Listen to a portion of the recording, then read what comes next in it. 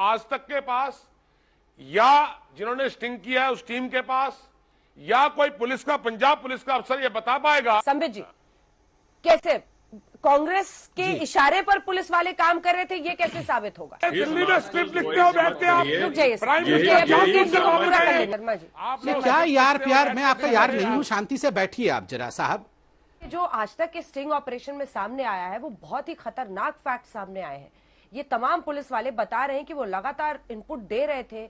जो एसएचओ साहब की बात आजाद साहब बता रहे हैं वो यही कि आधा घंटा पहले इन लोगों को पता चल गया था, लेकिन बावजूद इसके क्लियरेंस दिया गया एसपीजी को। ये एक सच्चाई है।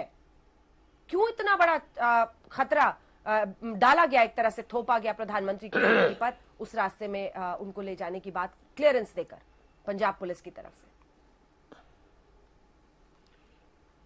अंजना जी, जो आपने यशवर्धन जी से सवाल किए हैं वो बड़े गंभीर सवाल थे और मैं आपके सवाल उनके जवाब को बड़ी गंभीरता से सुन रहा था। मैं यहीं से चर्चा को शुरू करना चाहता हूं। मैं कोई सियासी बात नहीं करूंगा कोई। अभी एसपीजी के आला अफसर साहिबान ने आपके जवाब में कहा है, कि बाकायदा एडवांस गाड़ी चलती है और एसपीजी को जानकारी मिलती है। और ये एसपीजी, आपने उनसे सवाल किया कि क्या एसपीजी उनको रोक सकती है, तो उन्होंने कहा प्रधानमंत्री तो प्रधानमंत्री है, अगर प्रधानमंत्री खतरे के बीच में भी जाना चाहते हैं तो वो उनकी मर्जी है, फिर उसको एसपीजी कुछ नहीं कर सकती है। दो तीन बात मैं बड़ी इसमें जिम्मेदारी के साथ कहना चाहता हूं कि प्राइम मिनिस्टर साहब तो एसपीजी के सुरक्षा घेरे में है।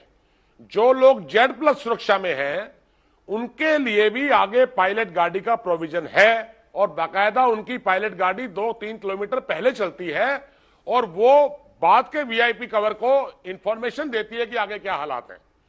क्या एसपीजी को इसकी जानकारी दी गई थी? सवाल नंबर 1।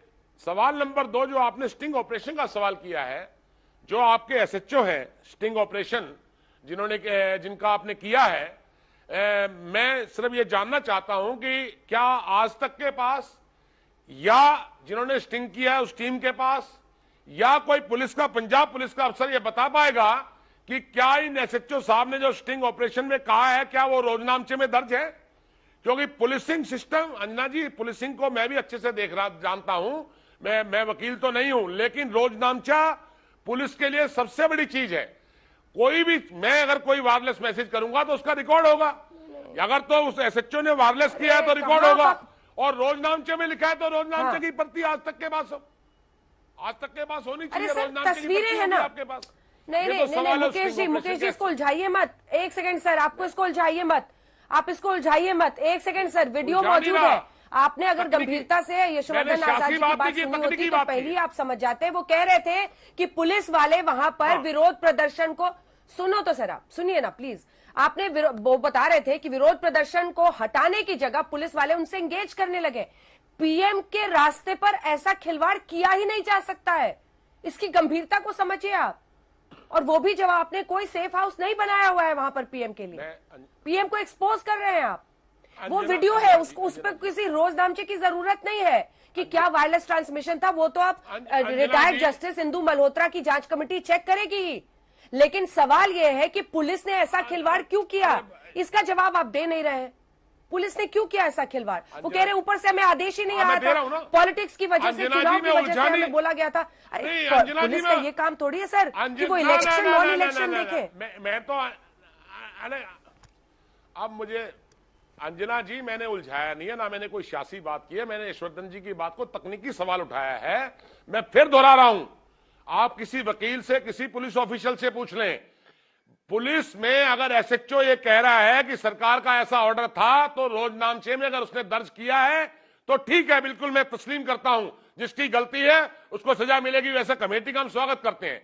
दूसरी बात मैं कहना चाहता हूं, अगर किसी को एक गलतफहमी हो गई है कि हम बरगाड़ी 2 पंजाब को बनने देंगे, बरगाड़ी 2 पंजाब में आपको पता है बेदखली के मामले में बरगाड़ी में 3 लोग गोली से मर गए थे बादल साहब के राज के अंदर।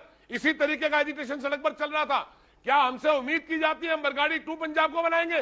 बिल्कुल हम बरगाड़ी 2 पंजाब को नहीं बनने देंगे अपने शासन में। और मैं ये कहना चाहता हूं रोज नामचा एक संबित जी सवाल इसका जवाब उठेगा। देंगे, जिसके बाद रोज हम आपको नामचे की सुनाएंगे। पत्ती मध्य बाकायदा प्रदेश के दिखाई मुख्यमंत्री जानी शिवराज सिंह चौहान भी इस पर प्रतिक्रिया दे रहे हैं। ठीक है मुकेश जी, अरे वो तो जांच कमेटी करेगी ही, लेकिन पुलिस अधिकारी जो कह रहे हैं उसको सीधे आला कमान से कांग्रेस सरकार से कैसे जोड़ रहे हैं? संबित जी का सवाल है सर, रुकिए संबित जी, कैसे जो, इसके बाद हम शिवराज सिंह चौहान साहब की बात भी सुनाएंगे। संबित जी, कैसे कांग्रेस के इशारे पर पुलिस वाले काम कर रहे थे, ये कैसे साबित होगा? संबित जी देखिए अंजना जी, मुझे लगता है आज तक तो हम लोगों ने प्रेस कॉन्फ्रेंस किया, हमने अपने विषय को रखा, मगर कल रात को जिस प्रकार से एक प्रतिष्ठित न्यूज चैनल, खुद आज तक ने और इंडिया टुडे ने स्टिंग ऑपरेशन के माध्यम से आला पुलिस अधिकारियों तक खबर पहुंच रही थी, उसके बावजूद कार्यवाही नहीं हो रही थी, इस विषय को दर्शाया है। यह अपने आप में बहुत गंभीर विषय है। उनके आर्टिलरी रेंज में, एक्सप्लोजिव लेडन ड्रोन के रेंज में, और स्नाइपर्स जो बगल की बिल्डिंग्स थी और जो पेड़ थे उनके स्नाइपर्स के रेंज में प्रधानमंत्री को इस एक सेकंड क्यों नहीं आएगा पाकिस्तान आप ही के साथ। देखिए अंजना जी, मैं इस प्रकार का बिहेवियर बिल्कुल किसी के बीच में नहीं चल रहा था। आप पहले पॉइंट वाइज सवाल तो सुन लीजिए।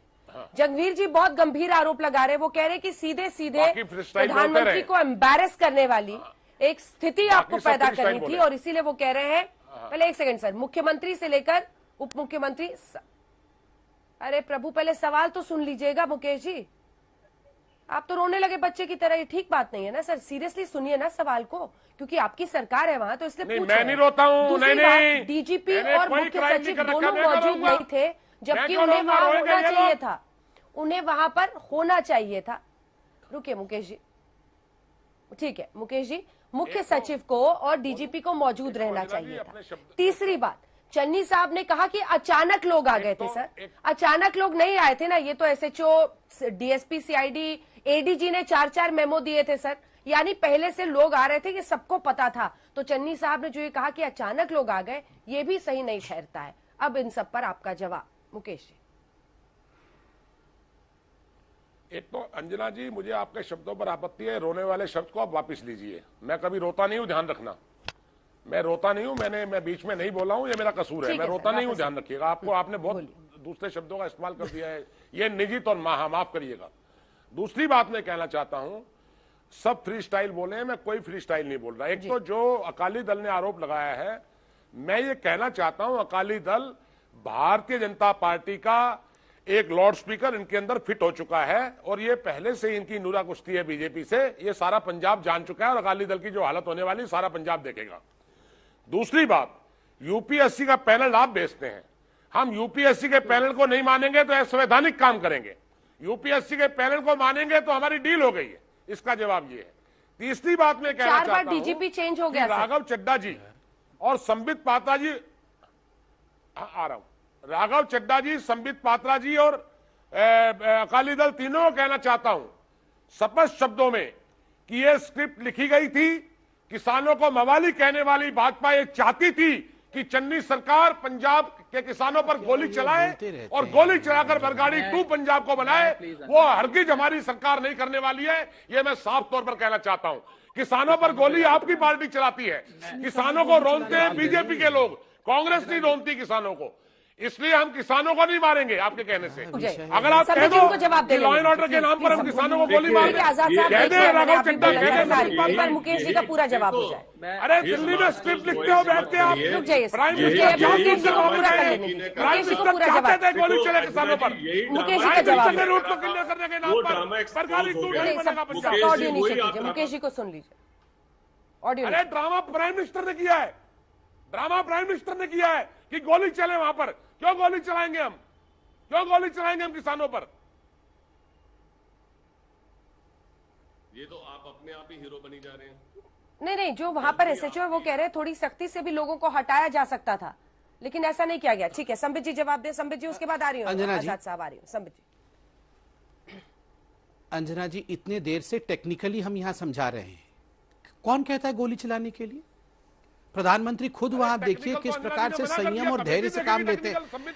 अंजना जी, मैं तो बीच में, अंजना जी जरा शांति से, अंजना जी देखिए यहाँ भी सुरक्षा में चूक हो रहा है। ओहो अंजना जी जरा इनको कैसे ऐसे अंजुआ भंगिया बना करके चिल्लाते रहते हैं, क्या हो रहा है? शर्मा जी ये क्या यार प्यार, मैं आपका यार नहीं हूं, शांति से बैठिए आप जरा साहब। अरे क्या मतलब पता नहीं कांग्रेसों के क्या हो गया है, सब शांति से देखिए। अंजना जी टेक्निकली बात करते हैं, यहाँ पर कोई इमोशन, यहाँ पर चिल्लाने की कोई आवश्यकता नहीं है। मैंने आपको कहा अंजना जी कि रोड रूट का रिहर्सल हुआ। अगर चलिए कुछ लोग आके बैठ गए थे, 4 घंटे पहले मालूम पड़ गया था, फिर भी आप उठाना नहीं चाहते थे। रोड रूट डाइवर्ट तो हो सकता था ना, एक ही रोड रूट नहीं है। भटिंडा से फिरोजपुर जाने के लिए एक ही रोड रूट नहीं है, अलग रोड रूट के भी 2 दिन पहले से एएसएल और उसके बाद 1 दिन पहले रिहर्सल हो चुका था। तो इसीलिए भटिंडा के एसएसपी ने कहा कि अरे यार तुमने मुझे इन्फॉर्म क्यों नहीं किया पहले? अगर मुझे पहले इन्फॉर्म कर दिया होता तो मैं प्रधानमंत्री को इस खतरनाक स्थान पे लाने से पहले डाइवर्ट करके ले जाता, सेफ हाउस में ले जाता, किसी और रोड रूट